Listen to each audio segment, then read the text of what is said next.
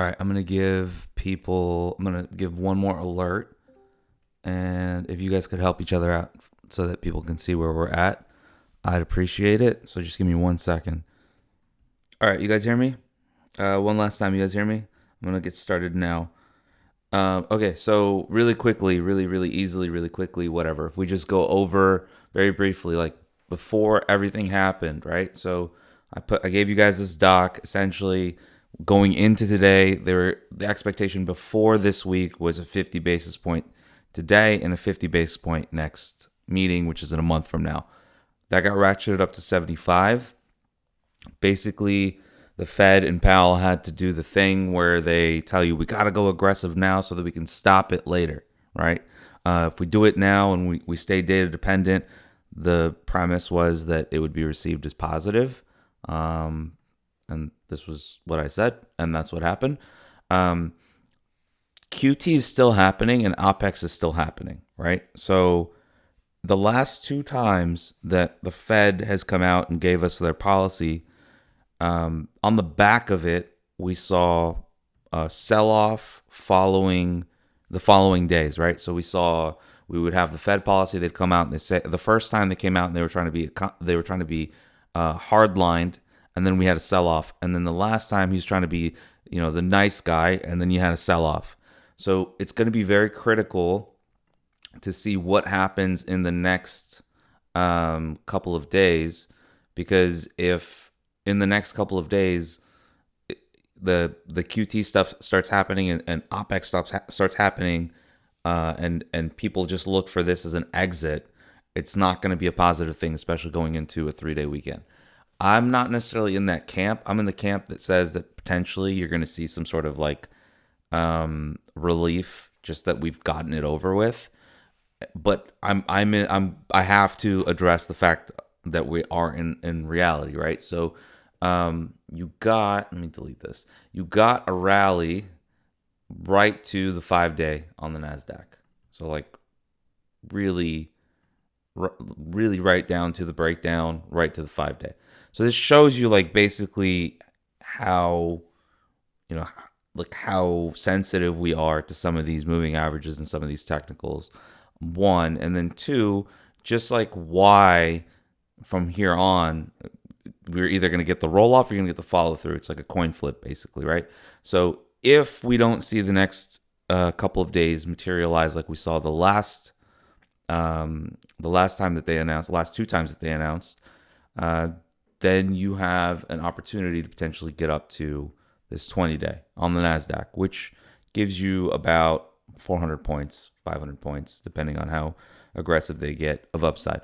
That's a big move. That's sizable. It's a solid move. It's a solid setup, etc.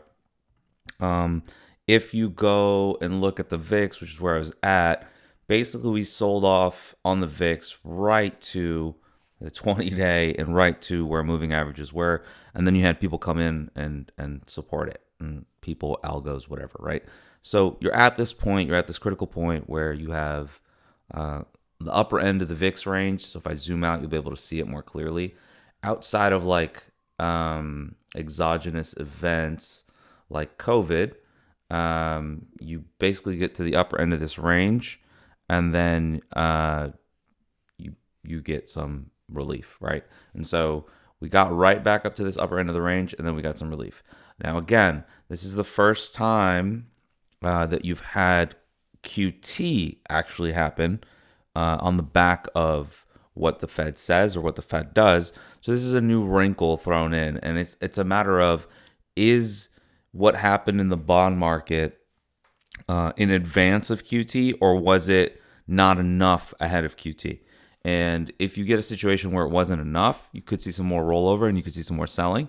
But if it's one of those things that just kind of people were positioned incorrectly, so if I go here, if people being quants in this instance were positioned incorrectly for an interest rate breakout, and then you add QT on top of it, it could be an instance where if they've not addressed it ahead of QT and ahead of the Fed, then it could be an instance where you still see some more gutting, and you still see some more adjustment needed to be made in order to offset it, right?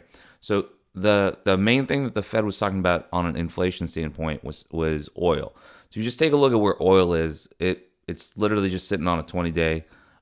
It's sitting at a breakout point, and if it fails, you have a nice little air pocket down to 109. I do know that Biden is supposed to go meet with the Saudis soon, allegedly. There's a belief with a lot of people that that it's not going to go well or something like that. But I think possibly, and I want to put a giant asterisk here, just the meeting alone could create just a temporary, sigh of relief for this type of commodity price. And the reason that I think this is because if you listen to what Powell said, so we got to go back a couple weeks. A couple weeks ago, Powell and the White House and I think Yellen all got together and had a meeting, and they like did a little kumbaya basically and figured out what they wanted to say, do whatever. If you listen to the meeting today with Powell, he basically said, we're doing what we can on the front end. We are going to try to raise 75 basis points. I know it comes as a little bit of a shock. I know that we said 50, but we're trying to prove to you that we'll do whatever it takes on our end. We just need a little bit of help, right? And so if he says we just need a little bit of help, which is what he said, basically I think that might be a signal to the other parts of the executive, a signal to the executive branch is like, hey guys, get your shit together, get your job done. So if you get a situation like that, you could see an instance where like just the talking around it or just the positivity, quote unquote, around it sets up for some softening on the oil front. And if you saw something like that, and you're just like my base case on oil, I'm one of these people that says I don't think you're going to see like significantly higher highs. I don't think that you're going to see like 200 oil, which is what some people are saying. I think that the more likely thing that we see is that it just kind of sloshes around between like 85 on the downside and 120 on the upside, and just kind of sloshes around. Even if it's not 85, let's say it's 95 to 120. I think that's the more likely scenario, and there's a couple reasons I think that, but not least of which it's the fact that that's the most painful trade. The fact that the fact of oil staying elevated for longer without actually materially increasing kind of gives the best of both worlds and the worst of both worlds for everybody involved. For the oil people, it gives them the most opportunity to maximize profitability. For politicians, it gives them an opportunity to say, hey, look, oil's not actually high and they're still making money. And then for the consumer, it gives them a pain point, unfortunately, but it does, I think, do a little bit of that demand destruction that they were talking about and whatnot. Another thing I want to note is like the theory that we've had. How much time we have? We have 8 minutes. Okay. The theory that we've had for the last several weeks to months is that we're going to see the consumer like just spend this summer, and it'll be the last like hoorah. Like, okay, I'm going to take these trips. I got to have had COVID, yada, yada, yada. And then after that, I'll be in a situation where I come back to reality, and I'm not going to be able to take trips, etc. So the concept is, on the back half of this year, we could see some really ugly, gnarly data that kind of brings people back to reality and gives them a sobering reality that like, hey, we're still in this like recessionary type of situation. But in the summer, you're going to see people spend. And part of the reason that I'm thinking this and what I want to pay attention to is I think that a lot of people, and I know that like in our little group here, Pop-Tart is one of them, people booked their trips like early. So they were booking their summer vacations a couple of weeks, months, etc. in advance. And I think that now that it's booked, like they got to fucking take the trip. And so I want to see if like, some of these trends in the next couple of months, weeks, whatever, continue from a consumer standpoint. Like, are they still going to keep spending the money?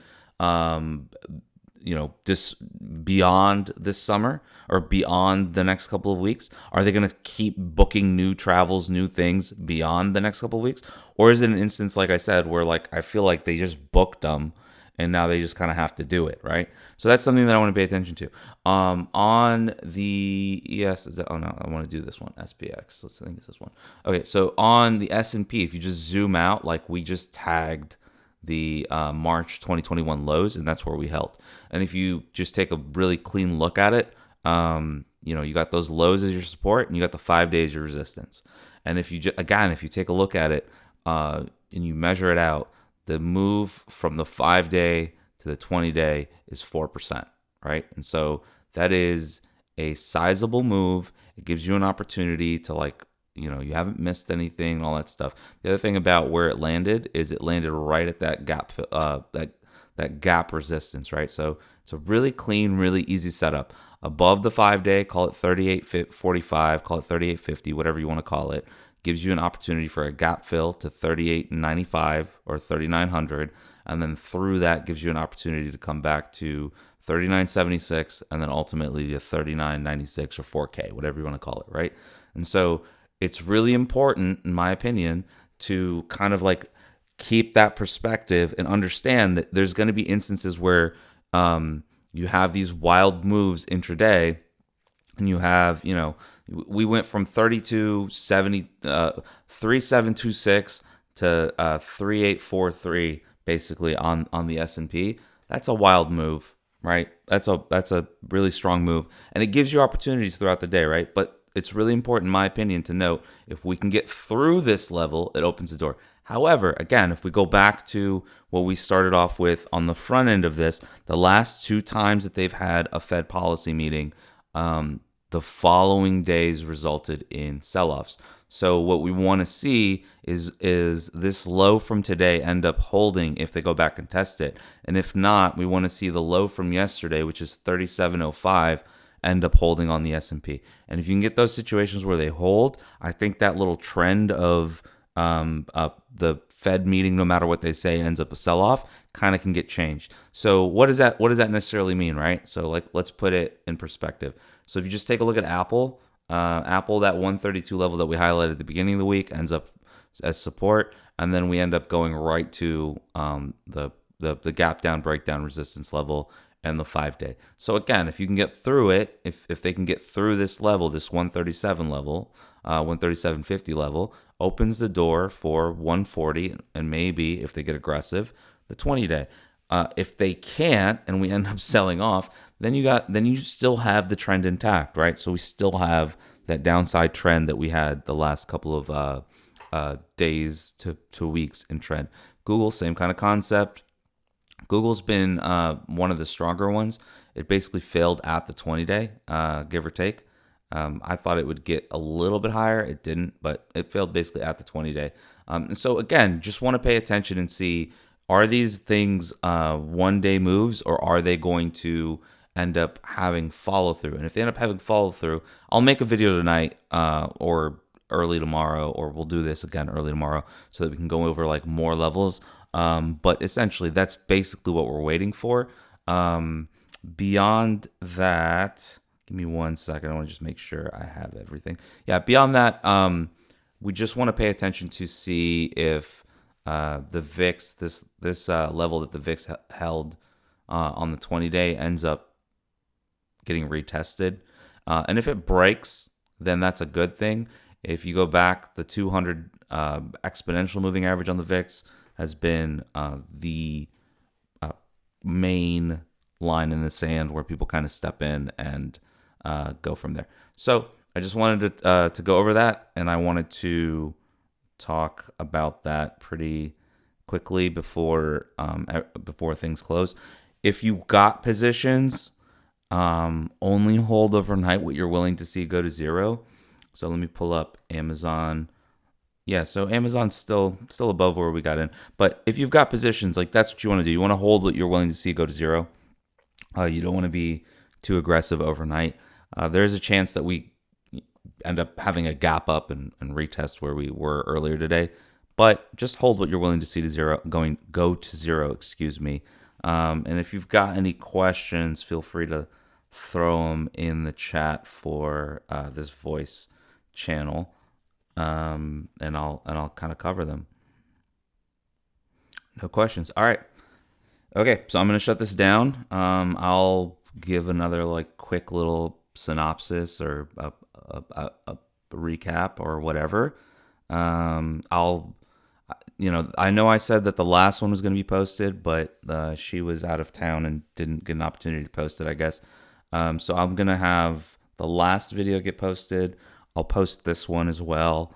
And then the goal is either I'm going to get some notes together now so that I can have like a more coherent, more cognitive thing and go over it a little bit more detail in a couple of probably like 30 minutes or so, or I'll just do it sometime tomorrow during the session or before the session or something like that, and we can go from there. The last thing I want to point out though is like if you just pay attention to what I was saying, in the last couple of weeks, like unfortunately, like it's really shitty, but this stuff is broken right now, right? And there's no real leadership outside of like oil, but oil's long in the tooth, energy's long in the tooth, gas is long in the tooth. So there's no real like substantive leadership. So if you just take a look at like the XLU, for example. Oh, well, that's a good trend that it hit. This is supposed to be a safe haven, and between June it went from 75 to 65, right? Like these are not the kinds of moves that should be happening with safe havens and like safety trades. However, now that I pulled it up, like as you can see, I didn't draw the trend to fit my idea. The trend was already there. Look where it held like right at trend. So if you're one of these people that looks for dips, this is probably a good one to potentially buy. So I got someone who wants a gold chart. Okay, give me 1 second.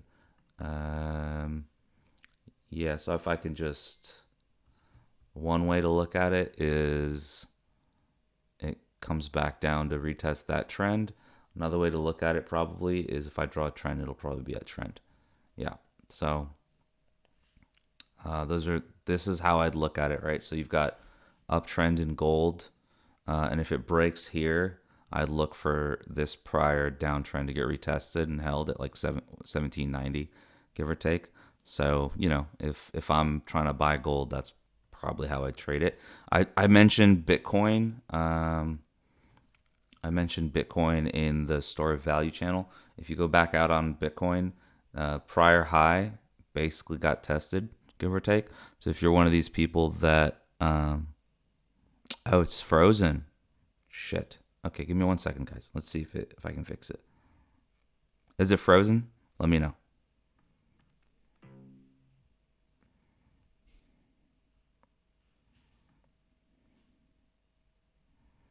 Let me know if it's frozen.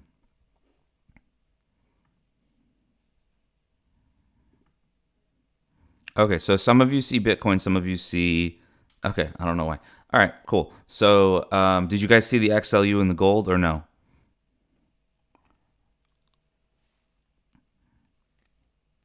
Okay, so I'll go back to do the gold thing real quick. So give me 1 second. You guys see me pulling it up at least? Could you guys just confirm that? All right, cool. So if you go to gold, did you guys see the XLU or no? Okay, so I'll pull that one up in a second. So if you see gold, you had prior downtrend. It came back and retested. Man, I got to zoom in a little bit more. Came back, retested, and then here's your uptrend in blue. So if this uptrend fails, what I was saying was I could see a situation where it comes back to like the 1790, give or take, in the next couple of days. And that's a retest of the downtrend. And if that holds, then that's a place where bulls will probably take control. 1785, call it, as line in the sand, because you can undershoot it, right? You guys still see it, right? You guys still see my thing. So I'm gonna pull up XLU. You see me pulling up XLU? Okay, so XLU. This is supposed to be a safe haven. It's supposed to be like a safety trade. And the whole point I was making is In since June 7th, it was at 75, and it just sold off to 65 since June 7th, which is like absurd for something like this. Conversely, like look at this. It's like June 24th, it went from 64 in a straight line to 77, right? So this took a lot longer than this did, but these are absurd moves for something that's supposed to be trading as like safety, right? Like people only buy utilities for the most part for like the yield and if they want a place to store their cash.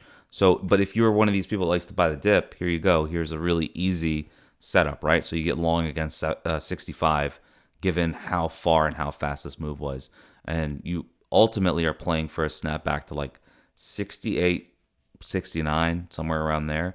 Or if it got a little bit more aggressive, you play for like 70, 69 to 70.